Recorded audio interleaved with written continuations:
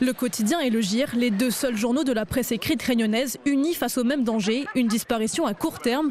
Ludovic Provost a 25 ans d'ancienneté au Quotidien. On ne sait pas du tout ce que va devenir notre journal. Certainement être repris, mais trop tard. Donc aujourd'hui, on manifeste pour la liberté de la presse. C'est surtout ça le plus important. Cet autre journaliste alerte sur les dangers de ces disparitions.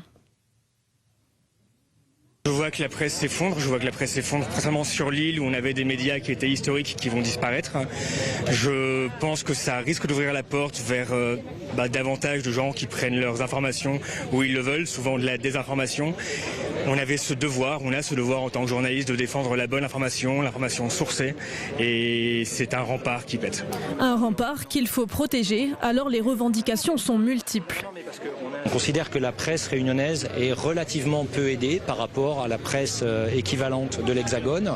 La presse quotidienne départementale de la Réunion a des contraintes spécifiques, des contraintes d'éloignement, des contraintes d'étroitesse du marché, des coûts d'approvisionnement aussi, qui doivent être pris en compte. Or, ce qu'on constate, c'est que sur un certain nombre de dispositifs d'aide, notamment les aides compensatoires à la hausse du prix du papier, on nous répond que les journaux réunionnais ne rentrent pas dans les critères. Elle touche à des salariés et à leurs familles avec leurs revenus. Ensuite, ça touche aussi au pluralisme de la presse avec la présence de 2 titres dans une île, dans un département. C'est une situation qui est quand même assez rare en France. J'estime que c'est une richesse qu'il faut préserver. Le temps presse, il reste 14 jours au Quotidien avant d'être placé en liquidation cession le 13 décembre prochain.